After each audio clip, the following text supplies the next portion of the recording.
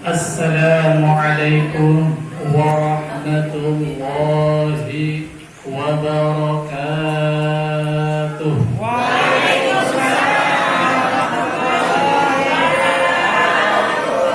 Bismillahi walhamdulillah wassalatu wassalamu ala rasulillah Muhammad ibn Abdillah. La hawla wa la quwwata illa billah.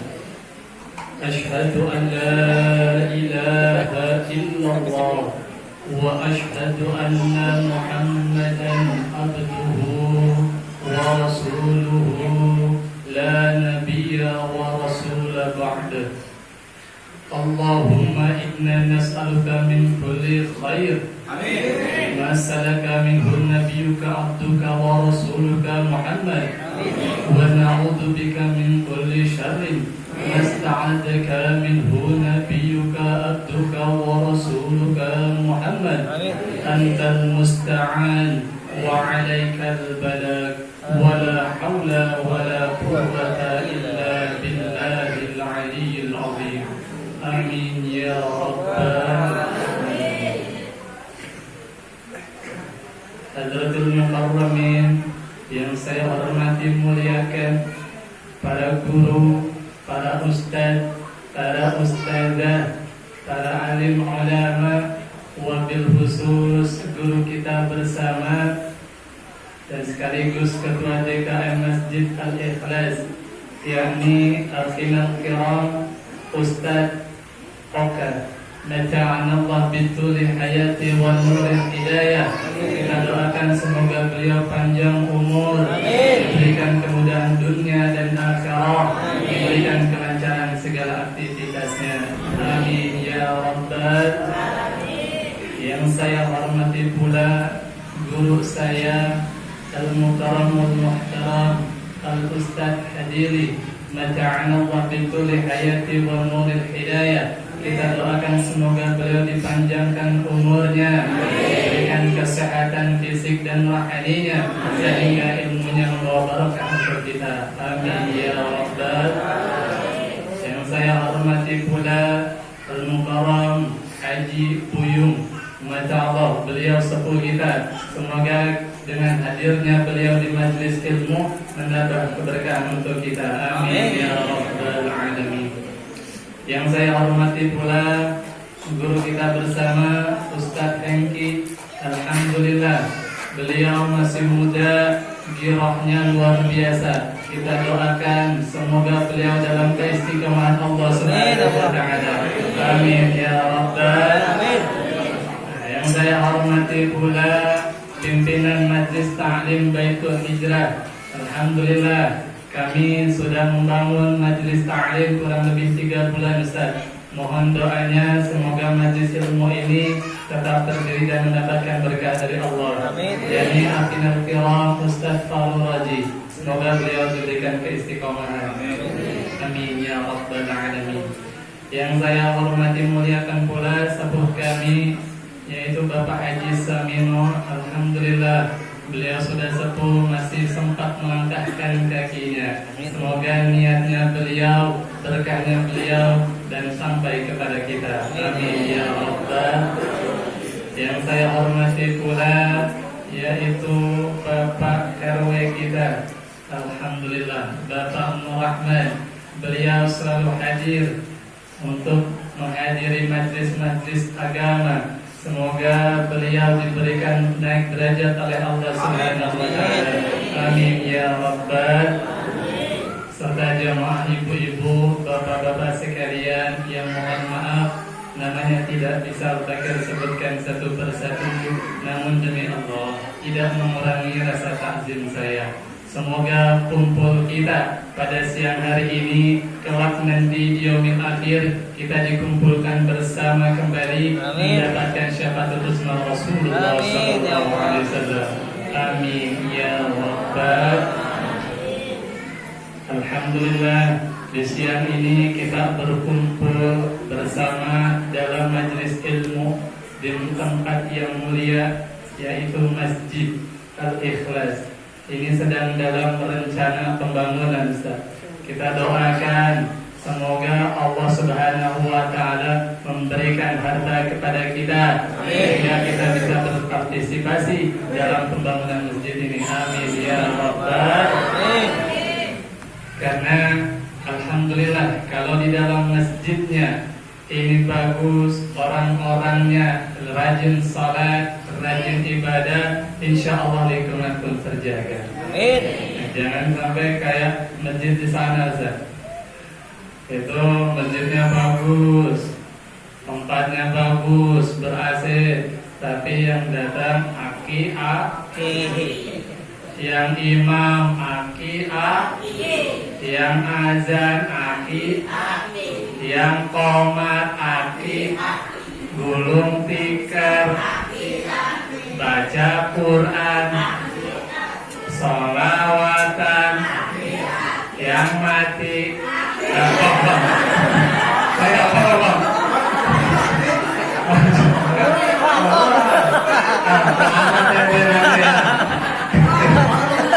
Masya Allah ya.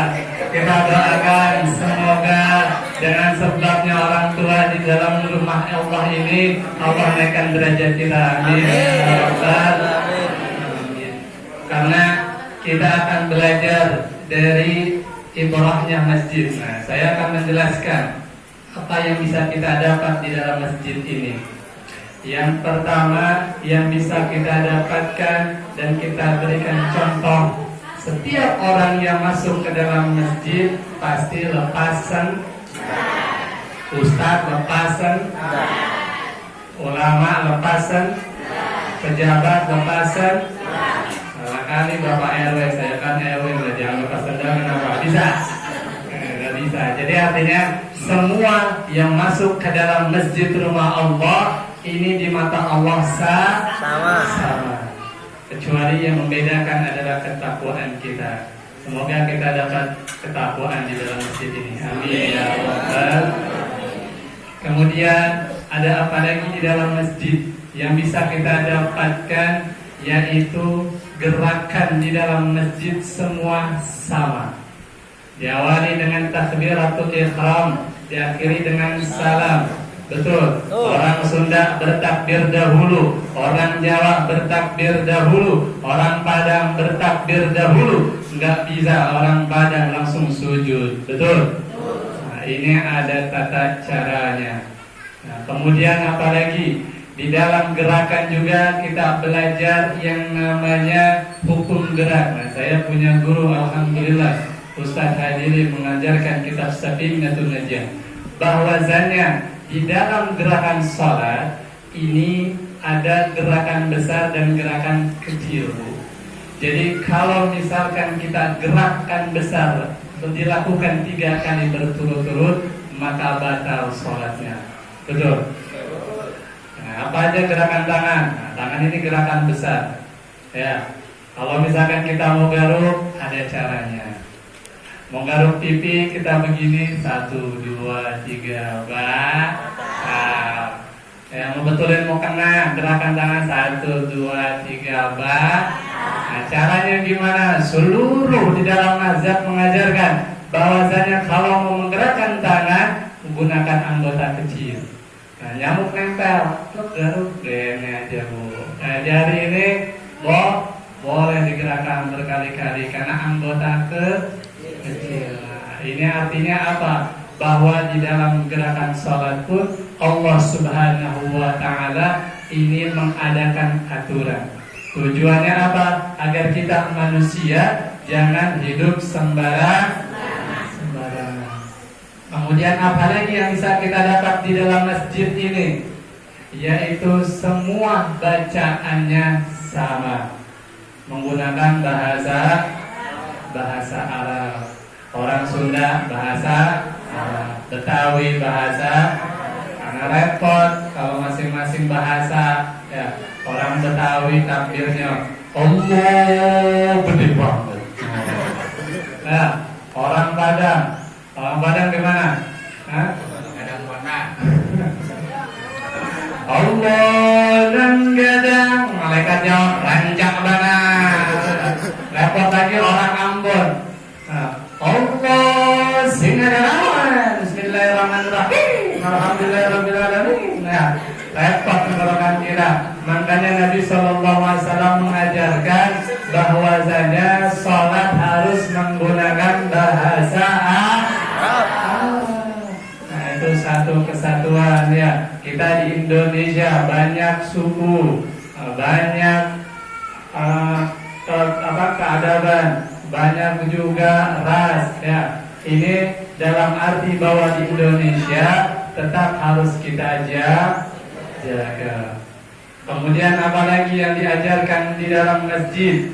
Di dalam masjid ini juga orang-orang suka bersolat, suka baca Al-Qur'an. Saya mau coba di sini bapak-bapak sama ibu-ibunya sholat dan baca Al-Quran. Nah, kita untuk sambung ayat, bisa Pak? Bu, bisa Bu? Ya, coba bareng-bareng dulu. A'udzu billahi minasyaitonir rajim. Bismillahirrahmanirrahim. Alhamdulillahi rabbil alamin.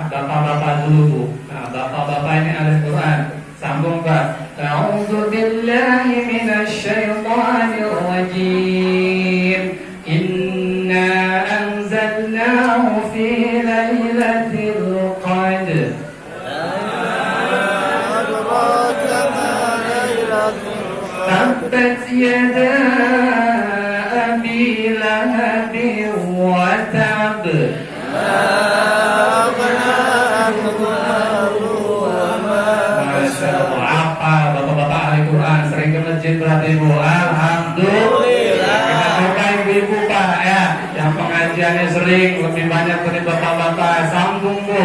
A'udzu billahi minasyaitonir rajim. Yusabbihu lillahi ma fis samawati wa ma fil ardh. Oh, pintar juga ternyata Pak ya. Ar-Rahman 'allamal Qur'an.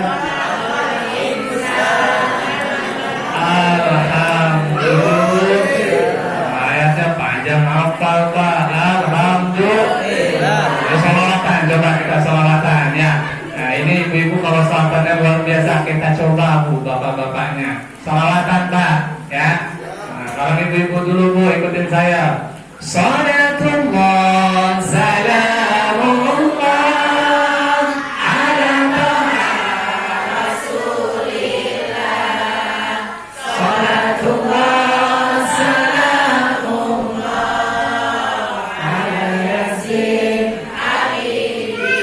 Assalamu alaikum Zainal Anbiya. Assalamu alaikum Alhamdulillah. Bapak-bapak jangan mengalah Pak. Lanjutin Pak. Hasbi Rabbi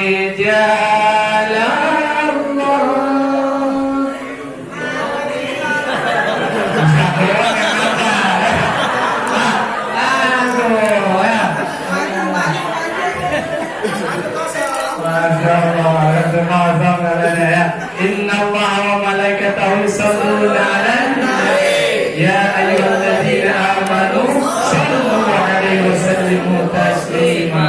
Allah yang menciptakan kita ini bersalawat kepada Nabi. Salawatnya Allah memberikan berkah, memberikan rahmat. Malaikat pun juga bersalawat kepada Nabi. Apa kata malaikat? Yubarik. Salawatnya malaikat adalah mendoakan untuk keberkahan Nabi kita Muhammad sallallahu alaihi wasallam. Salat aja Pak, kalau nggak ada salawatnya kagak sah. Betul Ustaz ya? Di rukun qauli itu salah satunya nanti ada salawat kepada Nabi. Nah, kita baca lagi di dalam salat. Ini ada yang namanya rukun qauli, yaitu sesuatu yang diucapkan. Ini ada 5 hukumnya Bu. Kalau saya belajar dari beliau, yang pertama itu kalau misalkan kita mengucapkan, afdolnya terdengar oleh telinga kita sendiri. Ya, itu afdol. Gimana? Telinga kita. Yang kedua hukumnya mubah. Mubah boleh.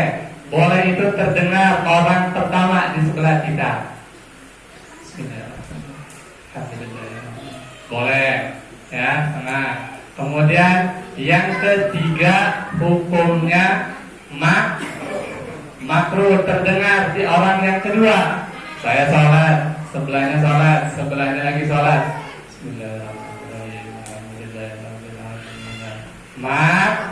Makruh. Nah, dan yang keempat hukumnya haram. Sholat saat ada hukum haram juga baik-baik. Orang kalau kita lakukan berarti sholat dapat dosa. Gimana tuh sholat yang dapat dosa? Ya, ini terdengar sampai dengan orang yang ketiga. Saya sholat, sebelah saya orang pertama, orang kedua, orang ketiga, keempat. Nah ini haram. Bismillahirrahmanirrahim. Alhamdulillahirabbil alamin. Repot kalau bareng-bareng. Waladhdallin. Nah, ini haram, hati-hati ya. Dan yang kelima hukumnya batal, sholatnya tidak sah. Yang kayak gimana? Insya Allah sih di sini kagak ada. Itu kayak yang suara ular Bu. Tahu kalau sholat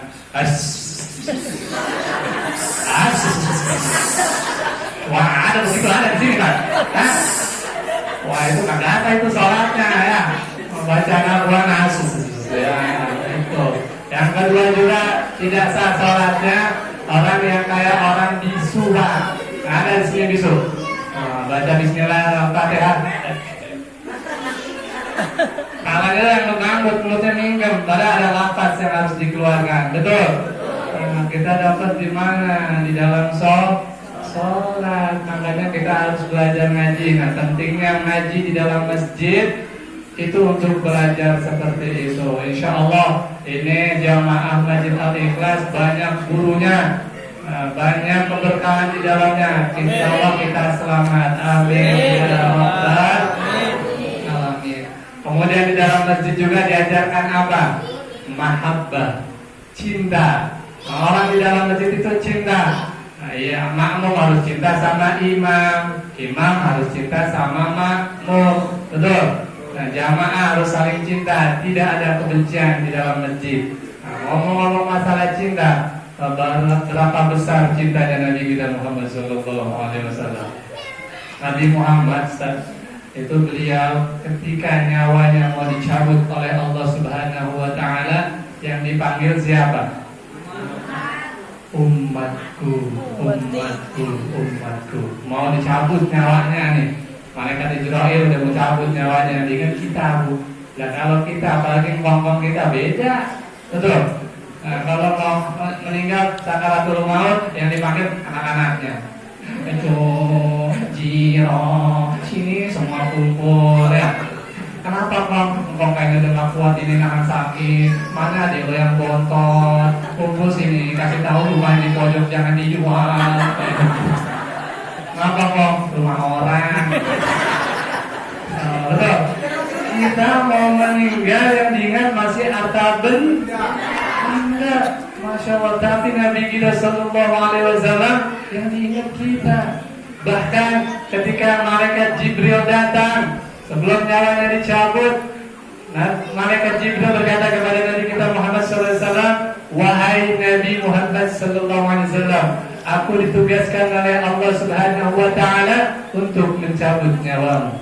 Apa kata Nabi SAW? Wahai Jibril, kehormatan apa sehingga Allah Subhanahu wa Ta'ala ingin mencabut nyawamu saat ini? Kemudian di dalam hadis qudsi Allah mengatakan, Inni haramtul jannata ala syairil anbiya hatta tadkhulaha anta ya Muhammad.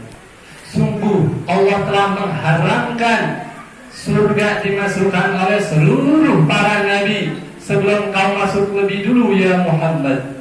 Nabi kita belum tersenyum. Lalu bagaimana dengan umatku ya Jibril? Umatku yang lagi ya Muhammad. Wa haramtul jannata ala sairil ummami ala ummatuka ya Muhammad. Allah mengharamkan surga dimasukkan oleh umat-umat yang lainnya sebelum umatmu masuk lebih dulu ya Muhammad. Alhamdulillah. Cinta. Kita harus menghadirkan cinta. Ya, di dalam masjid dibentuk cinta. Ibu-ibu contoh cinta sama anaknya. Ya, setiap hari di WhatsApp atau di status foto anaknya terus, betul. Anak lagi makan cekrek, anak lagi pakai baju cekrek, betul.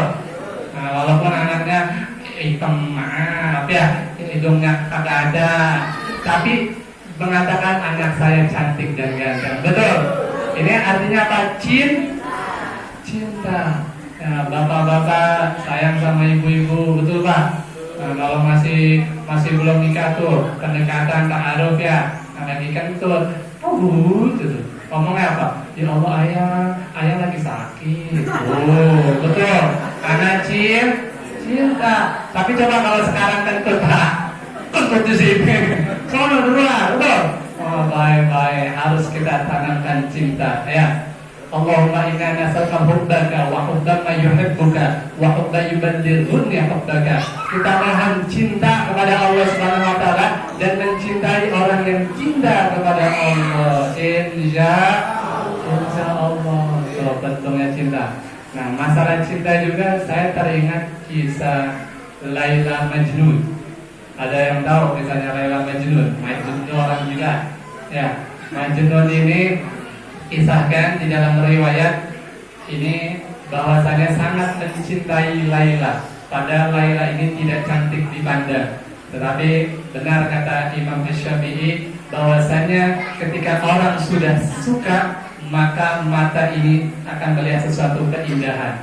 Dan ketika orang sudah benci maka yang dilihat mata ini adalah kebencian. Betul? Ini lagi sholat orang Pak, yang lagi begini sholat di depan gitu. Nah, Majnun duduk di depannya Pak, di depan orang yang sholat. Coba kita bayangkan kalau kita yang lagi sholat di depannya ada orang Pak, fokus kagak? Bisa husu kagak? Orang tersebut kemudian dia mempercepat sholatnya. Setelah salam menghampiri kepada orang gila tadi, Qais atau Majnun. Ya, wahai orang gila, ngapain duduk di depan orang sholat, kagak punya adab. Kita tahu kita lagi ngadep pada Allah, kita lagi cinta sama Allah, kita lagi berkomunikasi sama Allah. Ngapain duduk di depan? Apa jawaban orang gila ini? Kata orang gila, benar engkau cinta sama Allah, benar engkau menghadap kepada Allah, benar engkau sedang sholat beribadah kepada Allah, tapi kenapa pikiranmu melihat bahwa ada orang gila di depannya? Saya, kata Majnun, kalau datang ke rumahnya Laila, di kiri kanan ada apapun saya tidak tengok. Di depan, di belakang ada yang manggil, saya tidak tengok. Pikiran saya fokus kepada Laila. Orang yang sholat bengong. Wah, coba orang gila ajarin kita. Betul? Gila ngajarin. Wah, alhamdulillah saya. Kalau kita sudah cinta, maka apapun ini akan mendatangkan kebaikan. Ada lagi masalah cinta ini Pak. Ada satu kisah, ini namanya sahabat Nabi Nuaiman. Pernah dengar sahabat Nabi Nuaiman saja? Nuaiman. Ini sahabat selalu membuat senyum Nabi kita Muhammad SAW. Diriwayatkan di dalam satu kisah ketika Nabi Muhammad SAW berkumpul seperti ini nih, ada Abu Bakar, ada Utsman, ada Ali, ada sahabat yang lainnya ngumpul, tiba-tiba Nuaiman datang. Nuaiman datang bawa makanan. Oh, makanan bu. Silakan ya Rasulullah, dimakan. Rasulullah senyum. Subhanallah, baik sekali. Ayo kita makan. Mario Nabi Muhammad makan. Selesai makan, si Nuaiman ini manggil orang. Ternyata itu pedagangnya. Bahwa ya Rasulullah, ini pedagangnya, silakan kau bayar tuh. Ayo kita patungan. Nah, patungan artinya apa? Bahwa Nabi Muhammad SAW memiliki cinta kepada Nuaiman. Pada suatu saat juga Nuaiman mabuk. Udah diingetin nama Rasul Sallallahu Alaihi Wasallam. Wahai Nuaiman, jangan engkau mabuk ya Rasulullah. Tapi besoknya mabuk lagi sehingga sahabat marah, memukulnya. Apa kata sahabat?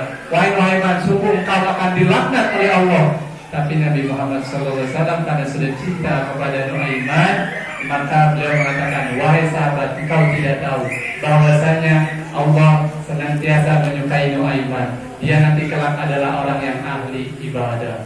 Tuh, Nuaiman. Alhamdulillah. Jadi kalau kita cinta dengan segala sesuatu apapun, insya Allah pandangan kita baik. Benar? Alhamdulillah. Kemudian apalagi di dalam masjid kita juga diajarkan ada yang namanya imam, ada yang namanya makmum. Benar? Repot kalau semua mau jadi imam. Ya, saya bisa Quran, saya mau jadi imam.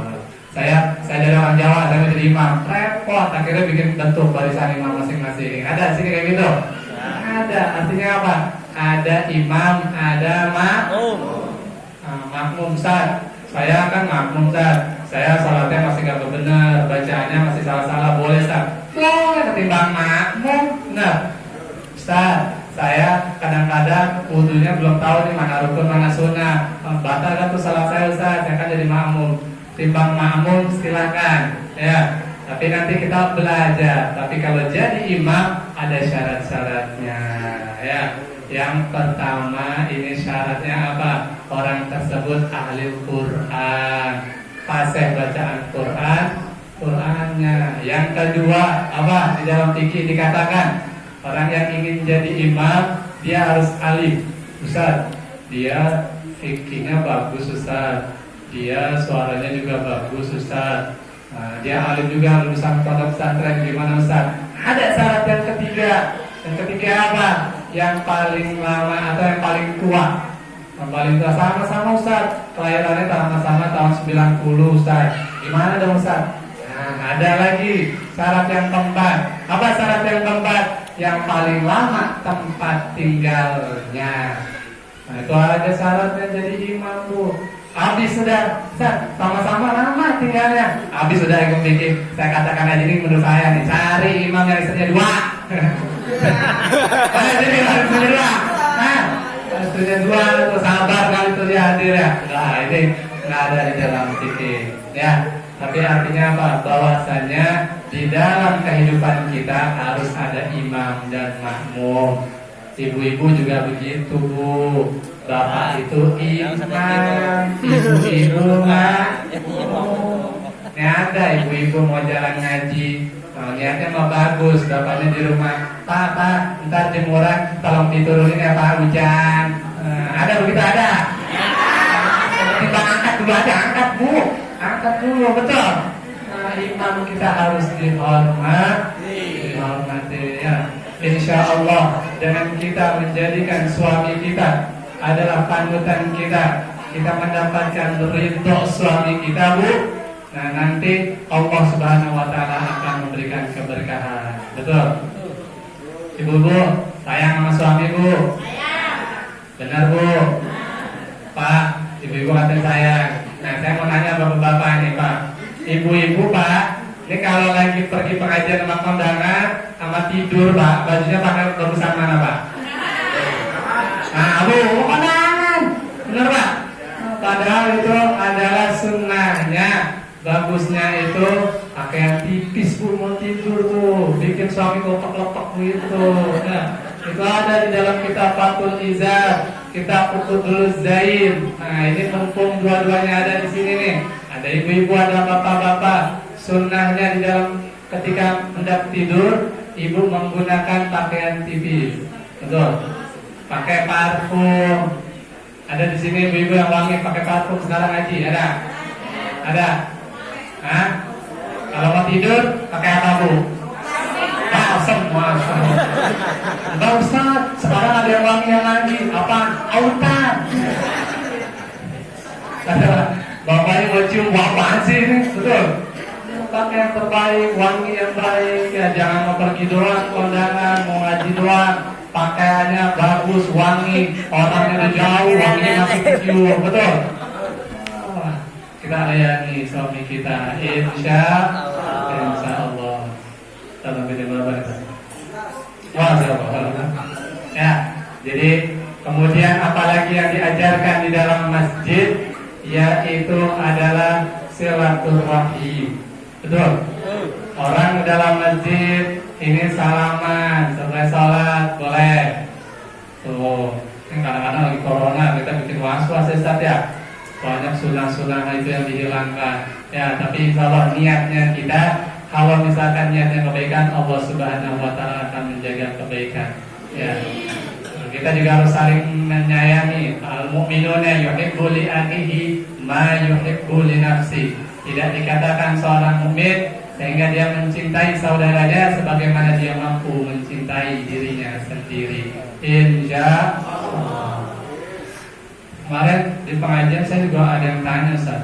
Ini orang jarang ngaji sebetulnya, belajarnya sama Mbak Google. Dia nanya sama saya, Ustaz, saya kalau kentut sholat, batal kagak Ustaz sholatnya? Saya ngejawab begini Bang, lu nanya apa ngetes, tong? Enggak Ustaz, beneran. Ya haruslah, batal itu kalau misalkan sholat kentut. Betul? Nanya lagi. Nah, kalau saya batal, saya mau sholat lagi, harus wudhu lagi, kagak Ustaz? Ya wudhu dong, syaratnya sholat kan harus wudhu. Nah, kalau saya wudhu Ustaz, ini kira-kira saya harus basuh muka lagi, kagak Ustaz? Banyak bener-benernya. Ya basuh muka dong, kan rukun dari sholat, betul. Nah, tapi itu inti pertanyaannya Ustaz, kagak dimasuk akal itu. Kan yang kentut pantat saya Ustaz. Kenapa yang dibasuh muka? Nah, yang begini saya nggak jawab Ustaz. Nanti nggak jawab Ustaz. Nah, jawab sekarang bertanya, lu kalau kentut yang malu muka lu apa pantat lu? Dan muka Ustaz makan yang mana yang dibasuh kan? Itu, Masya Allah. Begitu, belajar dari Google ya, sekali ngaji ada banyak. Nah, ada lagi yang nanya, Ustaz, saya ngirim apa teh?